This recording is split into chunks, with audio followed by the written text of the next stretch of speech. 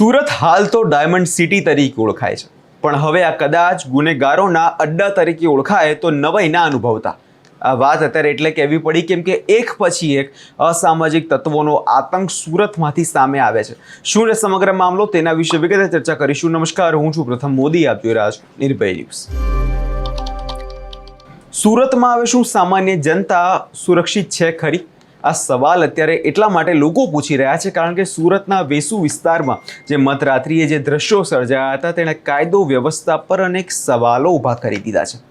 ઘટનાની વિગતે ચર્ચા કરીએ તો 28 એપ્રિલની રાત્રે, સમય અંદાજે રાત્રે 12:30 વાગ્યાનો, વેસુ વિસ્તારમાં આવેલ આંબેડકર નગર 1ના SMC આવાસમાં બાળકો રાત્રે રમી રહ્યા હતા. વાતાવરણ શાંત હતું. 24 વર્ષીય સની ગોસ્વામી અને 19 વર્ષીય તેનો ભાઈ બોબી પોતાના મિત્રો સાથે આવાસની બહાર રાત્રે ક્રિકેટ રમી રહ્યા હતા. તેમને ક્યાં ખબર હતી કે આ રમતની મજા થોડી વારમાં લોહિયાળ બની જશે. અચાનક SD જૈન કોલેજ તરફથી બાળક અને મોપેડ પર સવાર થઈને હાથમાં છરી લઈને ટોળકીઓ ઘૂસી આવે છે. અંશ ઉર્ફે બાબુ ભાત્યાય, પંકજ ઉર્ફે પંક્યા અને આશુ ઉર્ફે ગલ્લુ બિહારી જેવા માથાભારે શખ્સો સુલતાન નામના કોઈ વ્યક્તિની શોધમાં જે છે તે વિસ્તારમાં આવ્યા હતા. જ્યારે શખ્સોએ સુલતાન ન મળ્યો ત્યારે તેમણે ક્રિકેટ રમતા યુવકો સાથે દાદાગીરી કરી, અપશબ્દો બોલ્યા અને વાત જોતામાં એટલી બધી વણસી ગઈ કે હુમલાખોરોએ સંતોષ જગદેવ અને રાહુલ ભેસાણ પર ચપ્પુ વડે જીવલેણ હુમલો કર્યો. પણ આ હિંસાની પરાકાષ્ઠા તો ત્યારે આવી જ્યારે તેમણે 19 વર્ષના બોબીને નિશાન બનાવ્યો. હુમલાખોરોએ સંતોષ જગદેવ અને રાહુલ ભેસાણ પર ચપ્પુ વડે હુમલો કર્યો.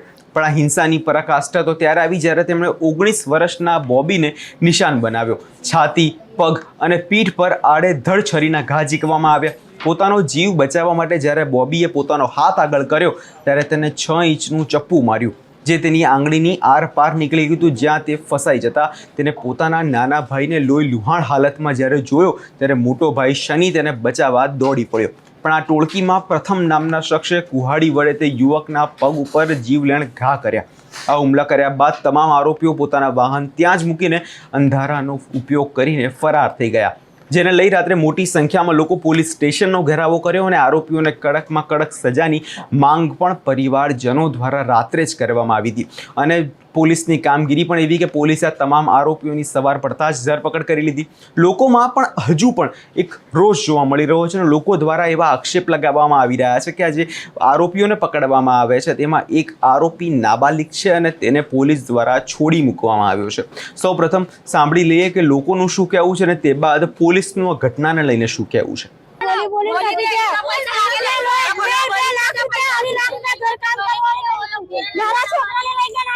મારો બી છોકરો નાનો હતો, કોઈનો લેવા દેવામાં નહીં હતો.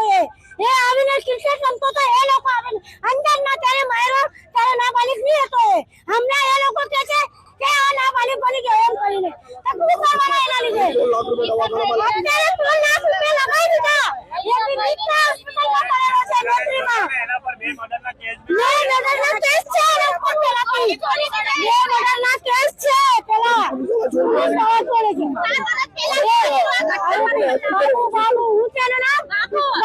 બાબુ છે. 4 વર્ષ પહેલા બી ઘટના કરી હતી. 4 વર્ષ પહેલા બી ઘટના કરેલી. જી, વેસુ પોલીસ સ્ટેશન વિસ્તારની અંદર 28/4/2026ના રોજ રાત્રિના આશરે 12 વાગ્યાના અરસાની અંદર આંબેડકર નગર SMC આવાસની અંદર કેટલાક અસામાજિક તત્વો પ્રાણઘાતક હથિયાર સાથે એક સમ થઈ અને તેઓ કોઈ એક વ્યક્તિને કોઈ કારણસર શોધતા હતા. એ બાબતે આવાસના લોકો સાથે વાદવિવાદ થતા અને બોલાચાલી થતાં આ જે આરોપીઓ છે એ અચાનક ઉશ્કેરાઈ જઈ પોતાની પાસે રહેલ ચપ્પુ અને કુહાડી વડે એ લોકો સાથે હુમલો કરવામાં આવ્યો હતો. અને આ દરમિયાન જે ભોગ બનનાર જે ઇસમ છે એને ગંભીર ઇજાઓ થઈ હતી અને અન્ય જે વ્યક્તિઓ હતા એ લોકોને તીક્ષ્ણ હથિયારથી સામાન્ય ઇજાઓ થઈ હતી.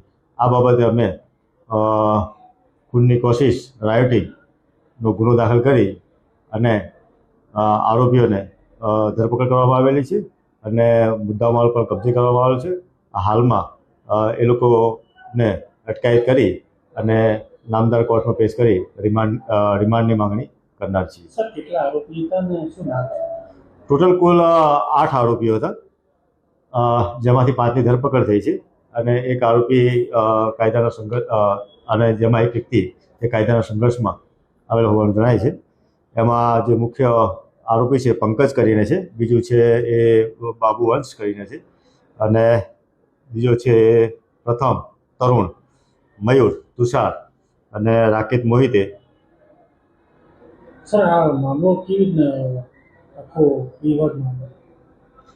આ મામલો એ લોકો એવું છે, જે આરોપી છે અને જે ફરિયાદી છે, બંને જે છે એ બધા આજુબાજુ એકબીજાના આવાસમાં રહે છે અને અગાઉથી એકબીજાને ઓળખી પણ રહે છે. અને આ લોકોને જે અત્યારથી તપાસ ચાલી રહી છે આ બાબતે અમારે, કે ખરેખર બનાવવાનું શું મુખ્ય કારણ છે. અને આ લોકો ત્યાં ગયા એટલે કોઈ બી એ લોકોના અંગત કારણોસર વાદ વિવાદ થયો હોવાનું માનવું છે. આ રહીશો આપણે અહીંયા આવ્યા છે, એ લોકોનું એવું કહેવું છે એક આરોપીની ધરપકડ નથી કરી, તો આપણું શું કહેવું? આમાં જે છે એક અંશ ઉર્ફે બાબુ કરીને છે, એ વ્યક્તિને એના વાલીને અમે નોટિસ આપવામાં આવી છે. અને હાલમાં એનો અમે જ્યારે સ્કૂલમાં જઈ એની એલસી બાબત તપાસ કરતા એ જુવેનાઇલ હોવાનું જણાય છે, જેથી હાલમાં એના વાલી સાથે હાજર રહેવા એની પ્રોસેસ ચાલી રહી છે. અને જે બાબતે અત્યારે મારા જે ચાઇલ્ડ વેલફેર ઓફિસર છે એ પણ હવે યાદ છે. પકડાયેલા 5 આરોપીઓને આગળ ગુના કેસ છે? હા, જે પકડાયેલા છે એમાંથી આ જે પંકજ કરી છે ઉર્ફે ફકીર કરીને, એના વિરુદ્ધમાં ઘણા બધા ગુના દાખલ થયા છે, ખૂન અને ખૂનની કોશિશના છે. અને અત્યારે પણ બીજા અન્ય 2 પોલીસ સ્ટેશનના ગુનામાં વોન્ટેડ છે. હવે આ ઘટના બાદ આંબેડકર નગરના રહીશોમાં અત્યારે ભારે રોષ જોવા મળી રહ્યો છે. સવાલ એ થાય છે, શું ગુનેગારોમાં પોલીસનો ડર હવે કદાચ ખતમ થઈ ગયો છે? થોડા દિવસે કે મધરાત્રિએ ગમે ત્યારે આવીને હથિયારો સાથે નીકળી પડતા આ તત્વોને કોનો આશરો છે? શું આવી જ રીતે દિવસે ને દિવસે સુરતમાં આતંક વધી રહ્યો છે? અને તેને લઈને અત્યારે તમારો શું અભિપ્રાય છે? અમને કમેન્ટ કરી ચોક્કસથી જણાવજો. અને અમારી ચેનલ નિર્ભય ન્યૂઝને લાઇક, શેર અને સબસ્ક્રાઇબ કરવાનું ભૂલશો નહીં.